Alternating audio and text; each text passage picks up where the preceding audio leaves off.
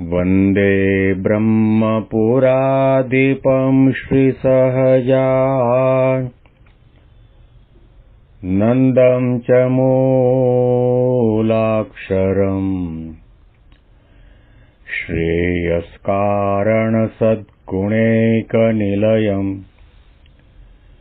श्रीप्रागजिह्वावत ब्रह्मोपासनधारकं गुरुहरिं यज्ञं तथा योगिनं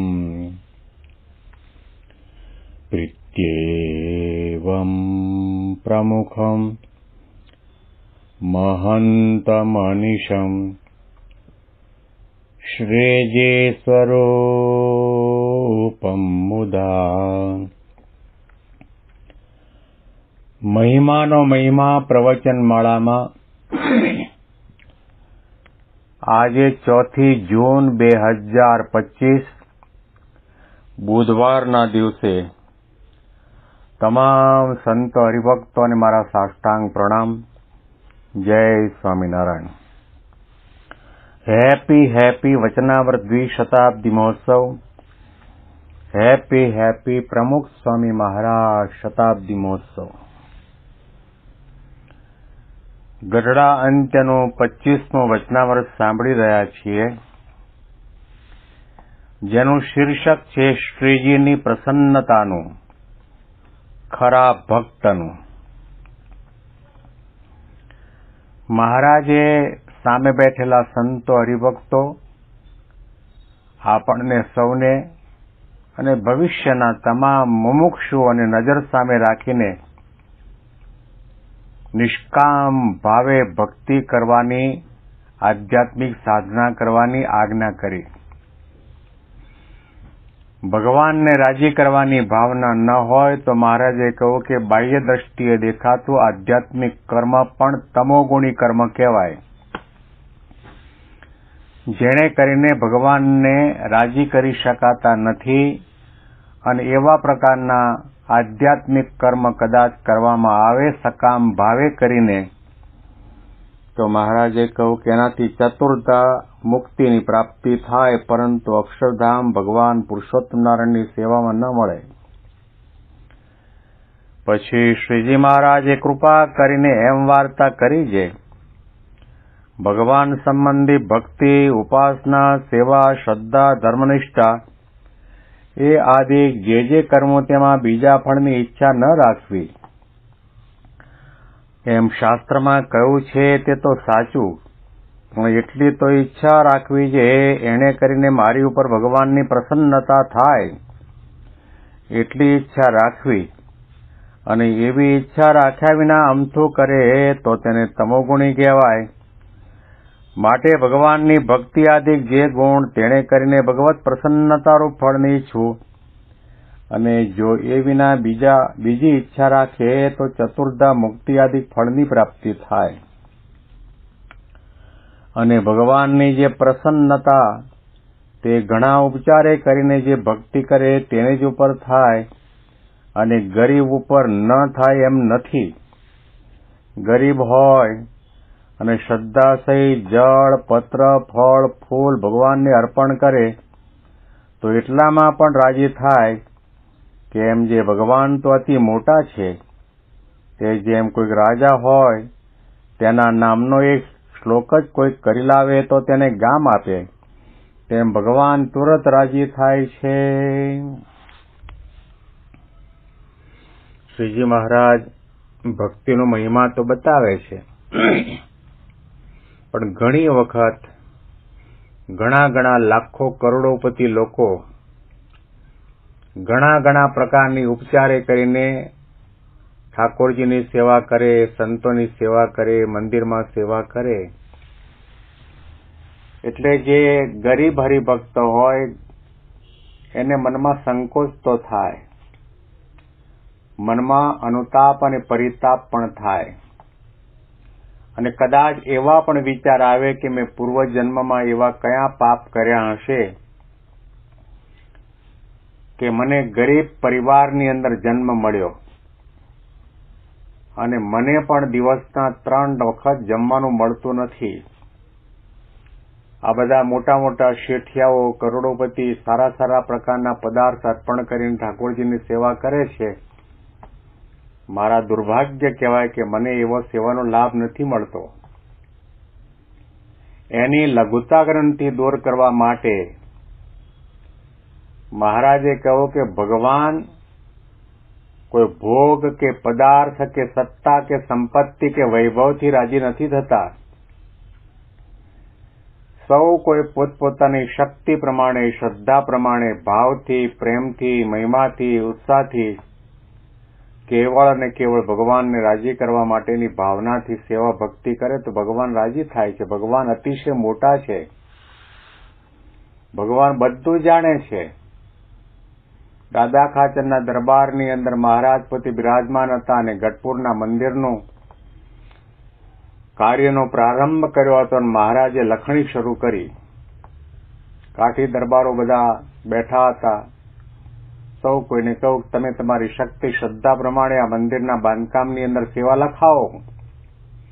તો સૌ કોઈએ પોતપોતાની શ્રદ્ધા અને શક્તિ પ્રમાણે સેવા લખાવી.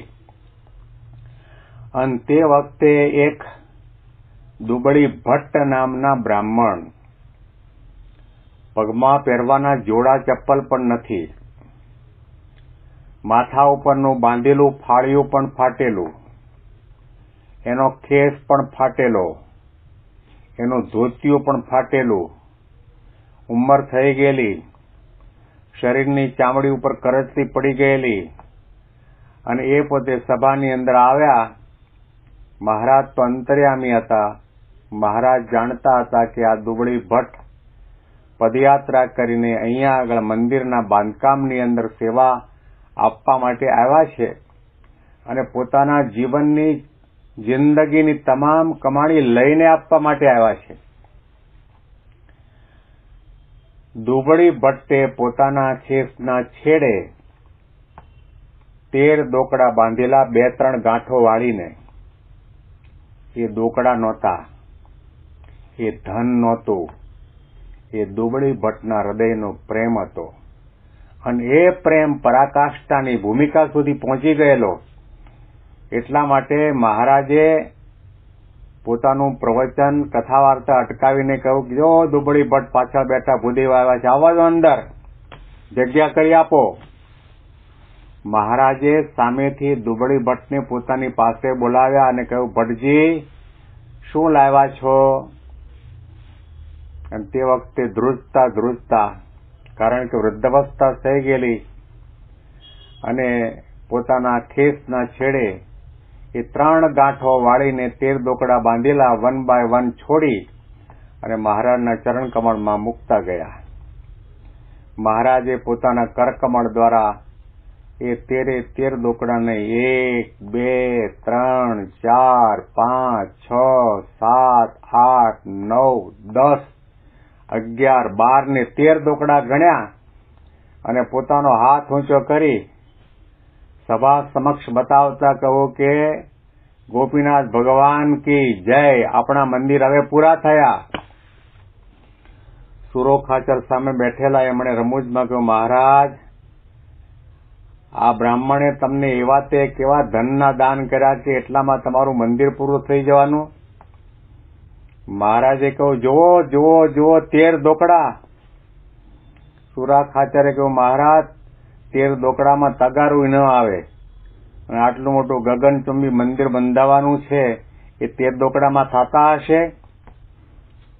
ત્યારે મહારાજે કહ્યું, સાંભળો, તમે તમારા ઘરની અંદર માણકીઓ પૂંછડા ઝાટકે છે, તમે બધાએ દાન કર્યું એના ઉપરથી હું રાજી થયો છું, અમારા આશીર્વાદ પણ છે, એ તમારી ભક્તિ પણ અમે અંગીકાર કરી છે, પરંતુ તમે તમારી કમાણી, તમારી વૈભવ સંપત્તિ એ બૈરા છોકરા માટે રાખીને, પોતાના માટે રાખીને એમાંથી અમુક ટકા ભાગ જ અહીંયા આપ્યો છે. જ્યારે આ બ્રાહ્મણને પગમાં પહેરવાના જોડા કે ચપ્પલ પણ નથી, માથા ઉપર બાંધેલું ફાળિયું પણ ફાટેલું છે, એનો ખેસ પણ ફાટેલો છે, એનું ધોતિયું પણ ફાટેલું છે, અને વૃદ્ધાવસ્થા થઈ ગઈ છે, પોતાની જિંદગીની કમાણી જે કંઈક હોય એ બધું સર્વસ્વ અમને અર્પણ કર્યું, એટલા માટે અમે ગોપીનાથ ભગવાનની જય બોલાવી છે. આના ઉપરથી આપણને ખ્યાલ આવે કે ભગવાન ધનના ભૂખ્યા નથી, પદાર્થના ભૂખ્યા નથી, સંપત્તિ વૈભવ કે સત્તાના ભૂખ્યા નથી, ભગવાન ભાવના ભૂખ્યા છે.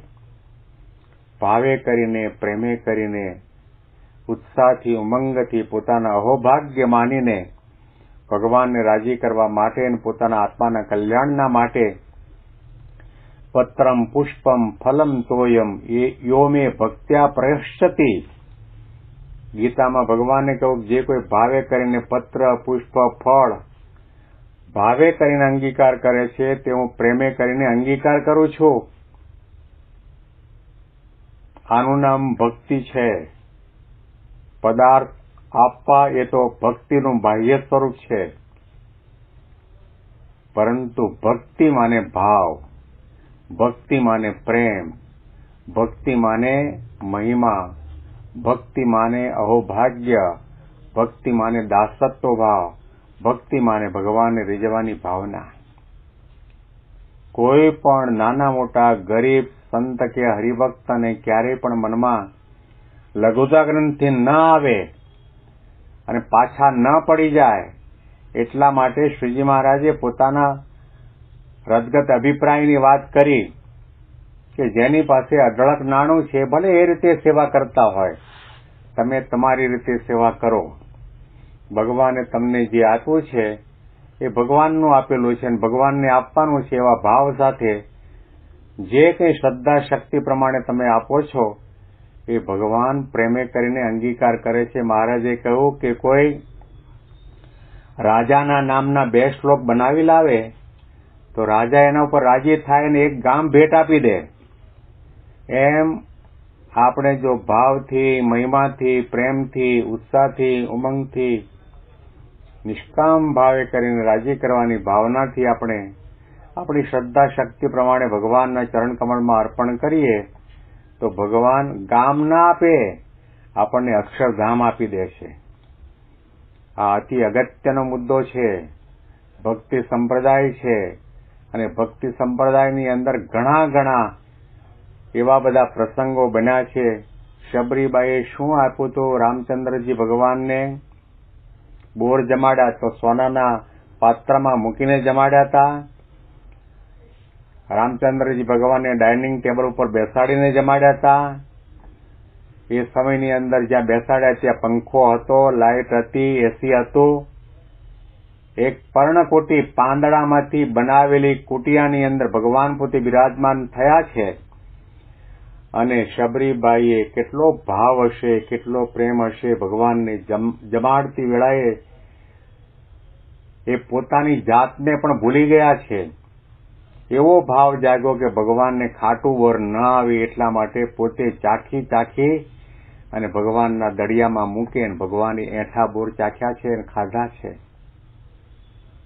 વિદુરજીની ભાજી, સુદામાના તાંદૂળ, દ્રૌપદીજીની ચીથરી, આ ઘણા આધ્યાત્મિક માર્ગના પ્રસંગો છે અને નજર સામે રાખીને આપણે સાચા અર્થની અંદર ભક્તિ કરવા માટેનો વિચાર હંમેશા માટે રાખવો કે જેમાં કામ ન હોય, ક્રોધ ન હોય, લોભ ન હોય, માયા ન હોય, મોહ ન હોય, ઈર્ષા ન હોય, અદેખાય ન હોય, દેખાડો ન હોય, દંભ ન હોય. ભગવાન અંતર્યામી છે, જાણે છે. એવા પ્રકારના વિચાર સાથે આધ્યાત્મિક ક્રિયા તમે કંઈ પણ કરો તો ભગવાન તો સર્વજ્ઞ છે, અંતર્યામી છે, સર્વત્ર છે. તમે કઈ જગ્યાએ બેસીને મહિમાનું પ્રવચન રેકોર્ડ કરો છો, ક્યારે ક્યાં સાંભળો છો, કેવા ભાવથી બોલો છો, એ બધું જ ભગવાન હસ્તા કમલવત જાણે છે. હાથની અંદર કમળ હોય ને હાથની અંદર આમળો હોય અને જેવી રીતે આપણને દેખાય એવી રીતે બધું જાણે છે. માટે ભગવાનને અંતર્યામી જાણીને ભાવથી સેવા ભક્તિ કરી લેવા. અને અનુસંધાનમાં વિશેષ વાતો આપણે આવતીકાલના પ્રવચનમાં સાંભળીશું. તમામ સંતો હરિભક્તોને મારા સાષ્ટાંગ પ્રણામ. જય સ્વામિનારાયણ.